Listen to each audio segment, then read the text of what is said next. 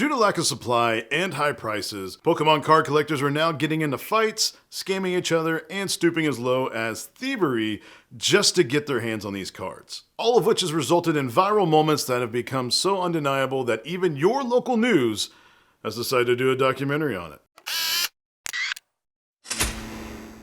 Hi everyone, my name is Brian and I am a videographer and editor for a local news station here in Cincinnati. I mainly work with our consumer news department, and because Pokemon has just taken over social media feeds for the past, almost 2 years, we kind of decided to do a documentary on the Pokemon hobby. Now, because I grew up a Pokemon fan and I've kind of gotten back into it over the past 5 or 6 years, I thought we needed to do more than our normal news story, which is about 2 to 3 minutes on a news topic. I thought we should encompass the hobby as a whole. We should talk about the beginning of the cards, how they kind of died down in popularity, how they spiked in popularity again back in the pandemic. But we'll get into all that during the documentary, but I thought this would make for a great news special. Now, our 2 main questions going into the special was, why is all this craziness happening right now? And will the hobby survive it? So without further ado, please check out this news special, documentary, whatever you want to call it. Please check it out.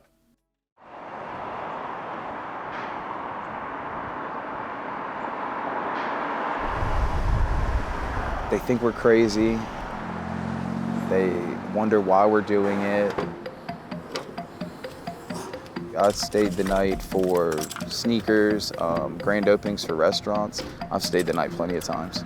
I like being one of the first people to have something, especially when the market's hot. We've been here since before GameStop closed. We're gonna be here till they open those doors in the morning, and we're gonna get the Pokemon cards. So I'm a lifelong collector. I've been into Pokemon since it came out. Boom! I like pointing out which ones are cute and which ones I had as a kid. I say that I don't collect anymore, but the more we look, the more I want to buy. I think what really got me back in was Pokemon Go, actually. There is a fever gripping the nation tonight, and it's one caused by mythical creatures. Pokemon, once a very popular video game, has made a comeback. I forgot how much I loved going out and trying to catch something cool. Would you call it an obsession? I think that's a fair assessment, yeah. If you like video games, they have a ton of video games. And if you don't like video games, they have cards. And if you don't like cards, they have plushies. And if you don't like plushies, they have all this other stuff that you can get into. Because there's like 1,000 Pokemon. Every Pokemon is somebody's favorite. Charmander. Gengar. Arcanine. Mewtwo all day. Bulbasaur, but in Pokemon cards, it's Pikachu. I love this dude. It's for all ages. Anybody can love it. Anybody can do it. There's a lot more good than bad. I just think that the bad stuff is what gets the most traction. The suspect is accused of stealing more than $100,000 worth of valuables. That's crazy. I was like, oh my God, I just got scammed out of $12,000. Pokemon's just cleared off the shelves completely when you walk into a place. You look and you see just people rushing into a store and just ripping everything off the shelf and fighting each other for this stuff. I'm not getting in that. This is a kid's hobby first and foremost. If you are at a store taking all the packs away from a kid, this hobby's gonna die out in like a couple of years.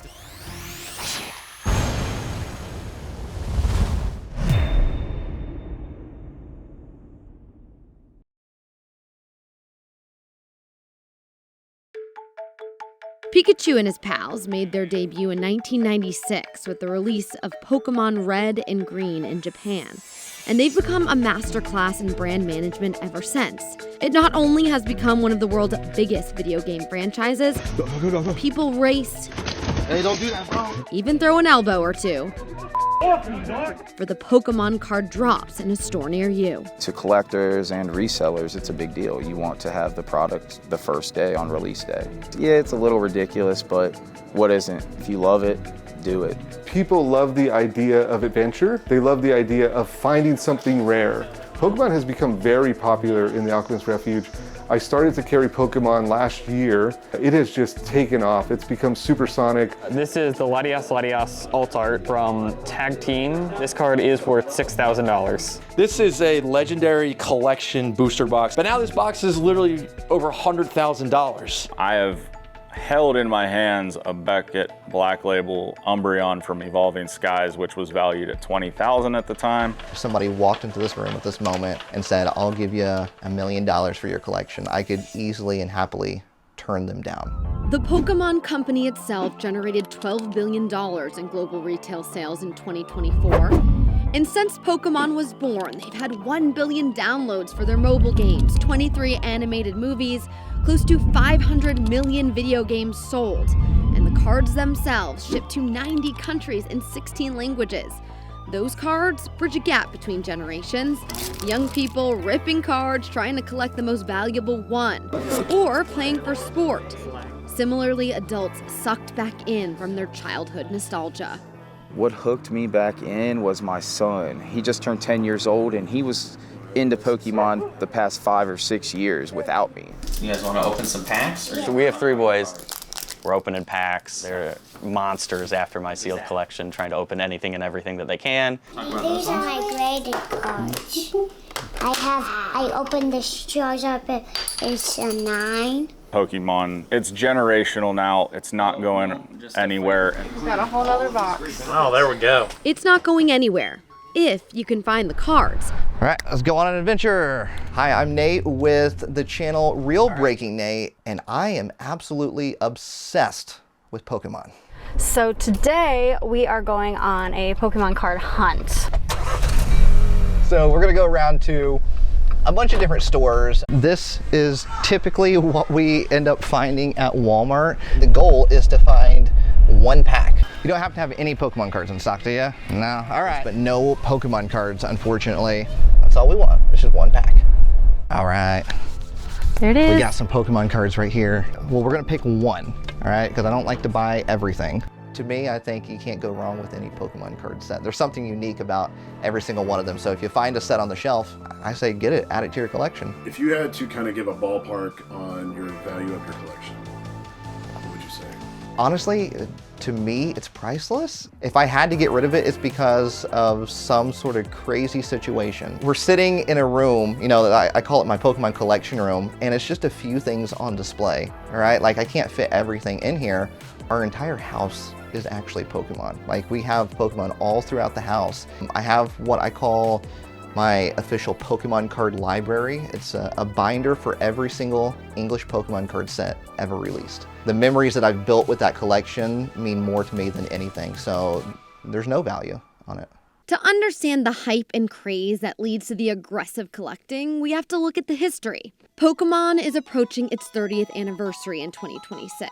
The franchise has generated 489 million video game sales by March 2025 and distributed 75 billion trading cards since 1996. And while there have been lulls, Pokemon has found ways to continually connect with their audience and fuel their desire to come back for more. I was in 4th grade when Pokemon first hit the US. You started to hear some buzz around the school, like, did you hear about this new thing?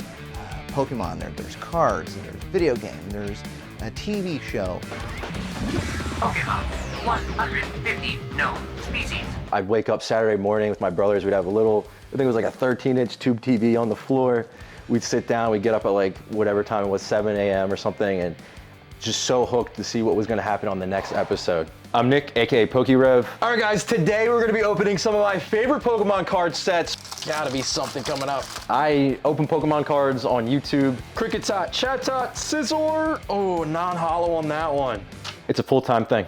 It was just the coolest thing at the time. Everybody was talking about it. You couldn't go anywhere without people talking about Pokemon. You'd go to school, there'd be kids trading their cards, there'd be people with the Game Boys linked up with the trade cable, trading each other, battling. Early when I started, I'd get like 1 Pokemon like Charizard or something, and I'd get them to level 85, and I'd just dominate the game with 1 Pokemon. And every game was something new, and just a really good way to entertain a kid on a Game Boy and a card or anything like that. We ripped packs open.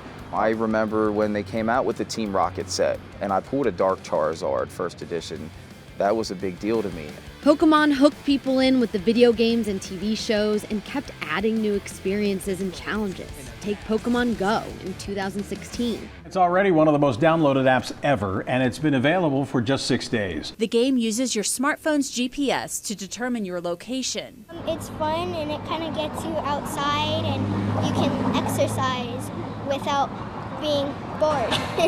Oh, Pokemon Go, man, that was something else. Like, you'd look over at a park, you drive by, you'd see like 20 people hanging out on their phone playing the game. Then another lull, but when COVID stopped our world, it reignited a Pokemon craze. Everybody's kind of locked inside, right? And they're stuck at home. And I think a lot of people were looking for some nostalgia. Everybody was going through their closets, their attics, pulling out their Pokemon cards, and there were so many people streaming. What is up, my breaking family? Sending some positive vibes in your direction. A lot of people just started watching Pokemon videos. It was really, really strange because my views went from, barely hitting, like 5,000 views a day to millions of views a day. Millennials found their old card collections. I took the shrink wrap off of the box, I opened it up, and instantly, it kind of sounds weird, but the smell of the cardboard brought me back. Card packs arguably have people coming back for more. I was hooked. I opened those packs up. Charizard! Oh my god! I somehow pulled Charizard, Blastoise, and Venusaur, which I couldn't pull as a kid. I traded, I tried to do everything I could to get that Charizard, like every other kid on the playground. And I finally got it 16, 17 years later. All right, good luck, guys. And inspiring their kids and younger generations to give it a go with strategic drops featuring rare artwork and hard-to-find collectible cards. To modernize some of the artworks and things like that has really rejuvenated and interest younger folks to get in. You go back to vintage stuff and it's Wizard of the Coast with the yellow borders and just the hollow, and that was the best you can get. And now, you've got golds, special illustration rares, art rares, like you've got anything that can interest someone. And at that time, a curious addition to the Pokemon obsession was born. All right, guys, we're gonna end off this video with a very special booster pack. This is a 1999 Jungle Pack. For whatever reason, I was really unlucky on those first 3 packs, but see if we can make it happen. People glued to their screens, watching influencers open packs online, sitting on the edge of their seats, hoping to see them pull something rare. And the Hollow Venomoth, baby. Original 1999. Now you go online, you go on all these other social media platforms, and people are ripping packs, thousands of people every second, just nonstop. And all this hype drives card and merchandise prices higher as more and more people scour stores for product.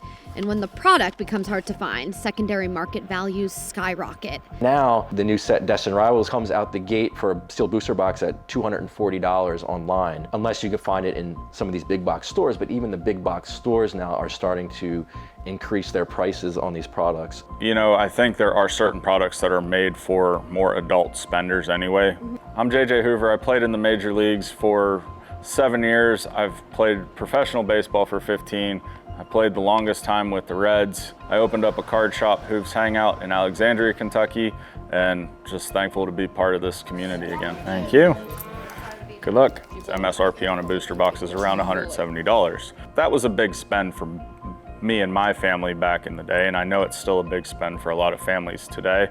So being able to have price available items for the younger audience is important.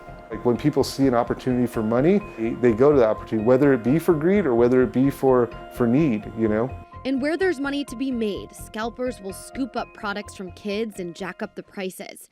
And there's another dark side, a dishonest seller looking to profit from the hype. So I was just in Walgreens and I was looking for Pokemon cards because I love to collect them. And I realized that there's none left. And that's because I've used scalpers.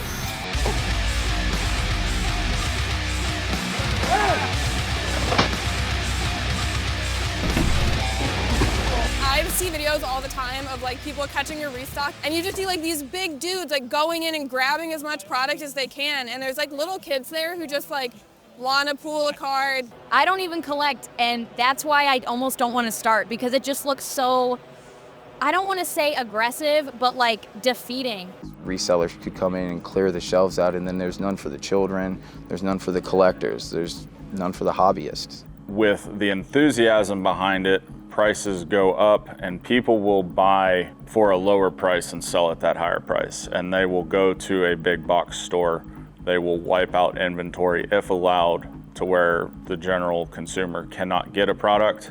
and then the general consumer is now stuck paying online prices. It does suck, right? Like just the thought of it, of people going in there solely for a money-making purpose versus you trying to do something that you love, you know, with your kids or things like that. Just the concept of it sucks, but the practicality of it, I understand the value that's created there and why that's important to them too. I could say I'm a scalper, so to speak. Mainly, I'm gonna just resell them, but I'm still gonna rip some boxes open, and there's no shame in my game. It's America.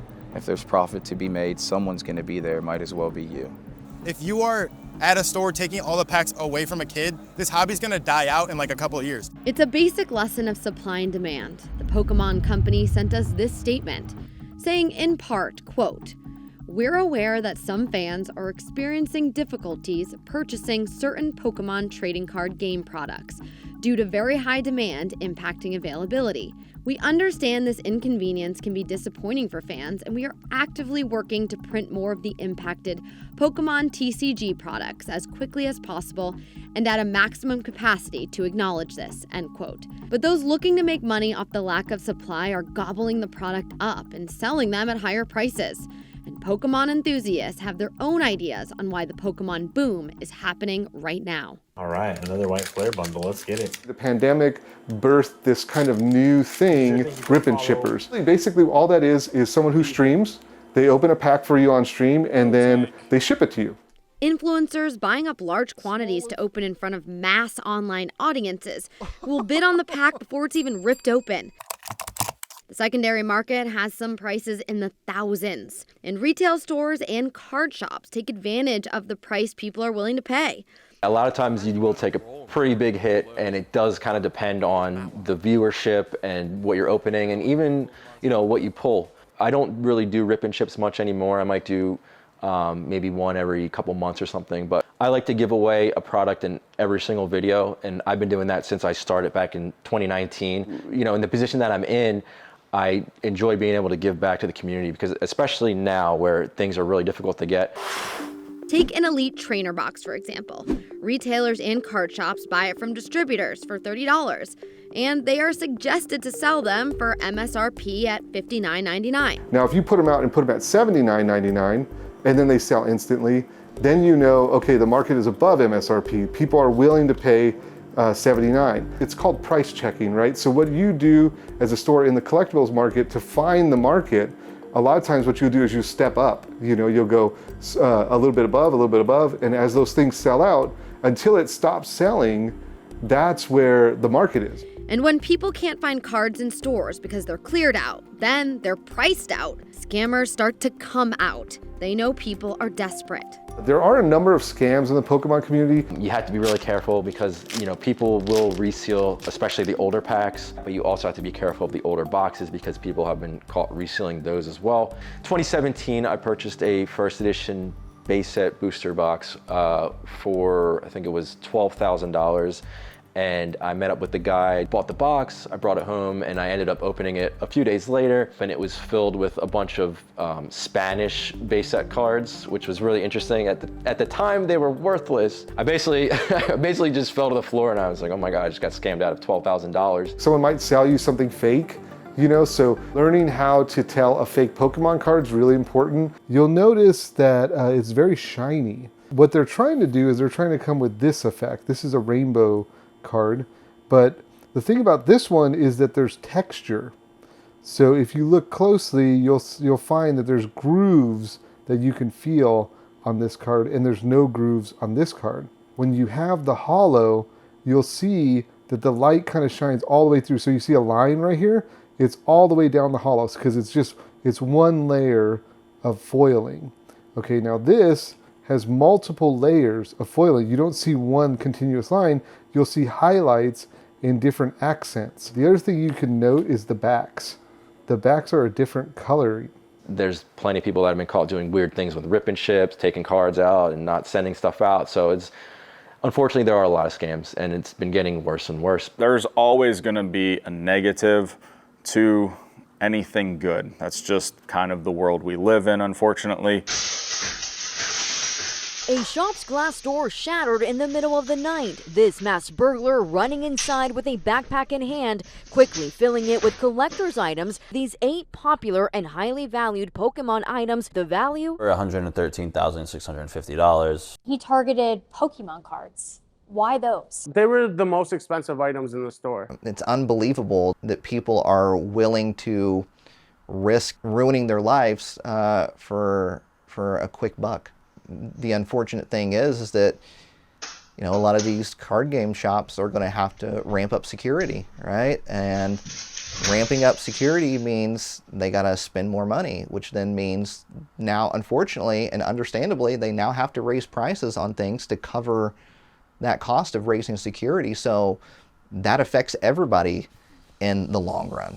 Outside of the price and being hard for certain families to get into, the hobby is in a great spot. We're in the middle of a Pokemon boom. There has been 3 to 5 stores that have opened locally in this area because of Pokemon money. I love having people come in, bring their collections for me to look at, trade cards, and I just love the customer interaction. She's had better than average pull rates. Boom! A Mewtwo. No way. She's a And then you've got the competitive players. I love it because they bring that competitive edge to TCG playing. Hey, I'm Cassie. Nice to meet you. I'm Ty. Okay. Hi, my name's Lisa. Okay. So Ty, you're pretty special. I guess you could say that. I do have a pretty unique hobby. Yeah, tell me what your hobby is. Well, that would be the Pokemon trading card game. I have made my invite to the World Championships 4 times. Like how many hours on an average day would you say you're thinking about Pokemon? At least 5 to 8, depending on if I have school. What's your goal? Do you have a certain aspiration that you have in your mind? I can't say that there's any specific title that, like, if I get that, then I'm good, because I don't love it for just the success. I just enjoy playing the game as it is. Yeah. Do you find community within it when you're competing? Oh, all of the time. So as a parent, it's been amazing to be part of the community. Pokemon has different certifications. You can be a tournament organizer, you can be a card game judge, and you can be a video game judge. I have all 3 of my certifications. So when we do go to regionals, Ty is playing and I am staffing. The Pokemon boom has fostered communities, from people gathering in their local card shops to play and pull Pokemon, to the national world stage competing against thousands for a top spot in a game of strategy. The Pokemon Company keeps pulling people back to its unique and mysterious worlds. So we get vintage Pokemon collectors, we get kids, families, single adults, and the age ranges are all over the place. I've had people in their 80s come in here and buy cards, and just having kids come in with, you know, $5 to $10 in their pocket and pick out a single card or pick out a single pack. That's one of the reasons that I'm enjoying this so much, is because there is no demographic. 3 decades of Pokemon, arguably one of the most recognizable brands with steadfast communities and fans. But in a world full of scalpers, hard-to-find product, and sky-high prices, is there enough access for kids to make the hobby live on? You know, it's mainly about the kids. Adults do it for fun, for the hobby, humor themselves, but the kids, you know, you got to be there for the kids. You got to be able to show out and provide for the kids. If they want Pokemon, load the shelves with plushies, make enough cards. As a kid, we'd all be lying to ourselves if we didn't say we wanted to go in there and grab the whole booster box, but you didn't understand the concept of money, so a little bit you relied on your parents to help you buy packs or use your allowance or things like that, and it just wasn't available. But all of a sudden, start to get more stable and get the money, it's like, spend your money on what you like. And for me, it was Pokemon. So I think that story probably resonates with a lot of folks. It doesn't make up for the fact, though, that if there's just not enough product, if the 2 limit per person doesn't change that supply and demand ratio, and you're still selling out before you get through a whole line with 2 per person, like, it's better, but it's not fit. I think there are kind of 2 ways to look at it. I think there's good exclusivity that the company can make. Like, there are certain cards that you only get for winning tournaments or attending certain in-person events. I think that's a good way to make exclusivity, because you can show off, hey, I went to this event, or I won this tournament, I'm the only person in the world that has this card, or something like that, right? I think that's cool because it's prestigious, right? But these people that buy like 100 booster boxes or whatever and just take all the cards away from maybe a kid who wants to buy them just to have them and play with them and not necessarily make money off them, I think that's kind of a bad thing. I'm not really sure how Pokemon itself is supposed to fix that. It's kind of a problem of their own popularity at this point, right? I have pure confidence that everything will work out and everything will correct itself. You know, the Pokemon Company International is printing at max capacity. You know, they're trying to meet demand, and that stuff isn't done overnight. I don't collect for dollar value. I let dollar value come to me if I'm fortunate enough. I want to enjoy the hobby. That is what I try and coach new collectors to do, is to pace yourself, find what cards you like, collect that. If you're lucky enough and you do hit one of those big home run cards that are super valuable, by all means, celebrate that. I'll celebrate it with you. It's neat to see the new generations coming in, because at one point I was that new generation coming into the card shop. The memories that you get to create with it, the friendships that you get to make, that's priceless right there. That's the most valuable part of it. One of the main reasons why I started my channel was because I want to share that experience with everyone. I want to show people like, hey, like, this is fun. Like, you know, whatever is going on in your life, you can sit down and you can open up some packs of Pokemon cards, and maybe it'll make your day better, or maybe you'll, you know, have something to take your mind off of something else. And a lot of people definitely can relate to that. I would absolutely recommend getting into the Pokemon community right now, whether it be card game, video game, watching anime. There's something for everybody. I mean, we're almost at the 30th anniversary of Pokemon. That's 30 years of history, and not just cards, but just the franchise as a whole. There's so much to learn. And I feel lucky that I've been able to see that from the very start. And it wasn't one of those things that, you know, your parents said, oh, that's just a phase. You're gonna grow out of that. You know, that's not gonna be around forever. Pokemon's different. It's here to stay.